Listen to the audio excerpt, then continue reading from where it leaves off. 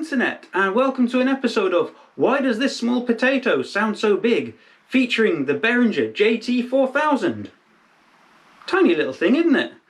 So this is the new synth from Behringer, or Behringer if you want to be classy. Based on the mid-90s virtual analog synth from Roland called the JP-8000, and I'm not going to go into detail about how it stacks up against such a classic synth because I'm not a synth nerd, and I just know that this little thing sounds cool and I would totally buy one myself if it weren't for a massive gaping flaw. So this actually belongs to my other half, who is a massive synth nerd himself, and yeah, Behringer haven't sent me this to review. I just thought I'd do a video on it because it's actually really cool sounding, and like, name a trance track, you'll have heard the synth it's based on. It is cool. It does have a problem, we'll get onto that in a bit, but now let's head over to the studio, or over there in the same room, and see what it sounds like. Let's go!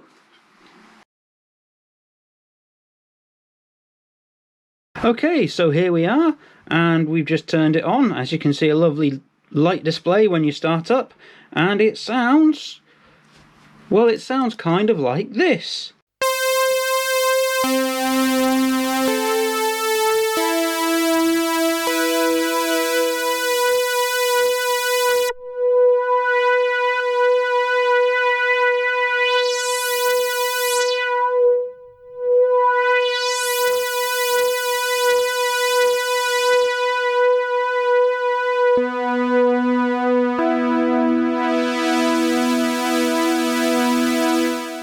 It's actually really rich, I think, and resonant, and it's got a glorious analog filter that just, you can do swooshes and sweeps and stuff with it, and it's full of fantastic presets that are the sort of thing that, like, people that suck at keyboards like me would just stick with the presets that are here.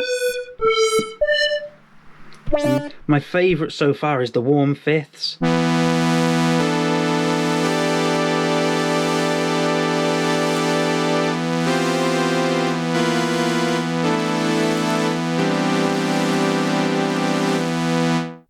Just, oh, I love it, I love it. So obviously it's really small, and it's very limited with the amount of knobs and buttons on here.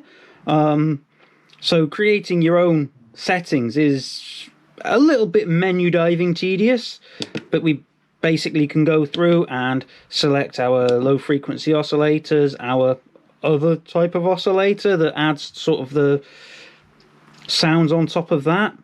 And then we've got our attack and decline. No, oh, I forget the word for it now. But the trail off of the amplifier, and then we've got we can adjust the filter to have it as the preset, and how our arpeggiator is all set. Which, unfortunately, I think there's a little bit of counterintuitivity to this. For example, if I was playing this, or that sounds better, and I wanted to turn the arpeggiator on, my first thought would be push the arpeggiator button. But that's just a button to change the settings of the arpeggiator. I actually have to go into settings and mod, and then from key to arpeggiator, and then it'll turn itself on.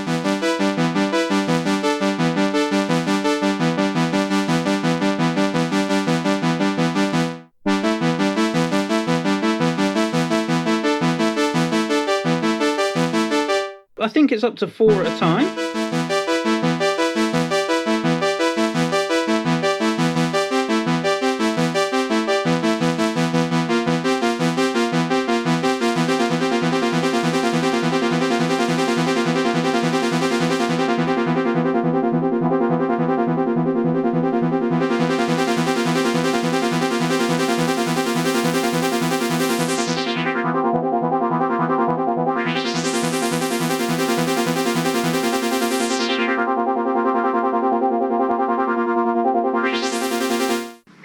Yeah, I'll send my audition tape into Hawkwind tomorrow.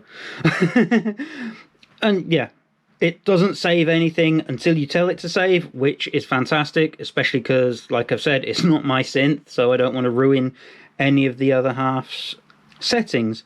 But yeah, so as you can hear, there's only, what, 1 octave, I think? Hang on, I'll just turn the arpeggiator off, which is settings, arpeggiator, key.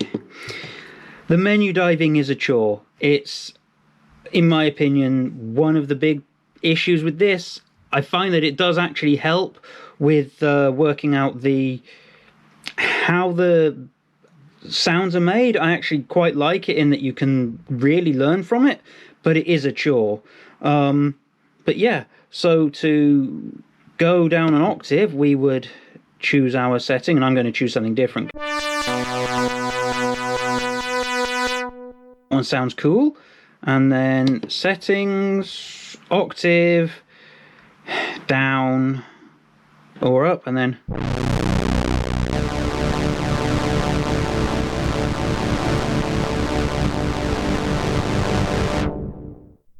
or all the way up.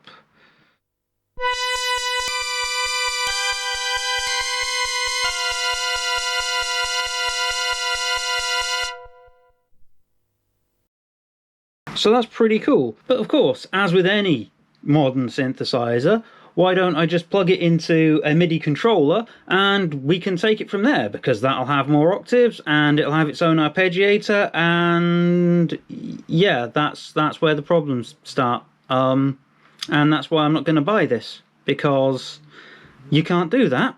And that's the reason I'm not going to buy one, because it's missing something very important for my use case at least, and that's a non-USB MIDI port. This isn't a USB host, and unless you buy super duper expensive ones, most MIDI controllers aren't USB hosts. So you're kind of stuck. You can't just get like a key step or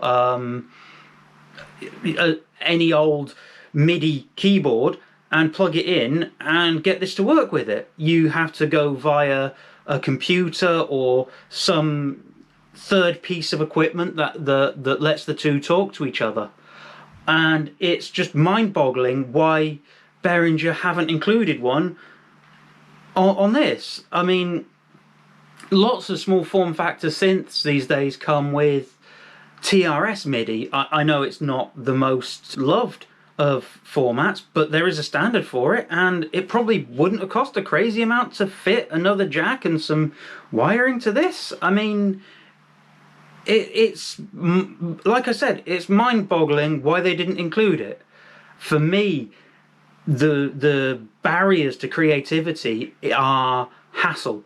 So if I've got to find a MIDI keyboard, plug it into this MIDI port here, connect that to the computer, and then this via USB, and then do all the routing in some third piece of software just to be able to get noise out of this from, say, a key step or a launch step or something. Launch step, launch pro, the one that looks like the key step but isn't. Anyway, I'm getting sidetracked.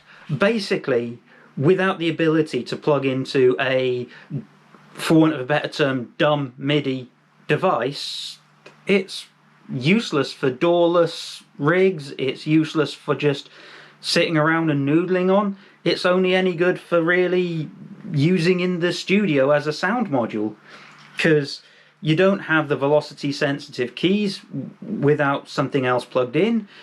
You have lots of menu diving, and little knobs are fantastic for size, but they're not as controllable as big ones, and we all like big knobs, right?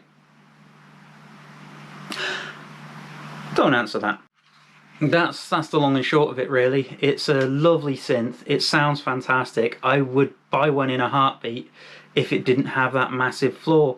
Yeah, let me know what you think below. Should they have included an actual proper MIDI input, or are you happy just running it through, running MIDI through a computer or a third-party host to get your kit to work. If you run doorless, let me know, because a lot of people are going back to doing that these days, and it's quite a big thing, and this without lots of extra kit will be impossible to use with that. So yeah, that's really all I've got to say on this. I'm a little bit disappointed, but on the other hand, I'm not going to be spending 50 quid on a synth, so I can probably spend it on something else, like plush penguins. Anyway, yeah, thanks for watching. If you enjoyed this video, there's a button down there for that. If you didn't, then I'm sorry. Let me know what I can do better. And if you like watching my stuff, then subscribe, I guess. I'll see you next time, when I'm probably going to be working on the Gen synth tone some more. I've got a bit more work to do on that. Fingers crossed we can actually make it make the sort of noise we want it to make this time. And yeah, I'm going to go and get a brew, and I will see you next time. Cheerio!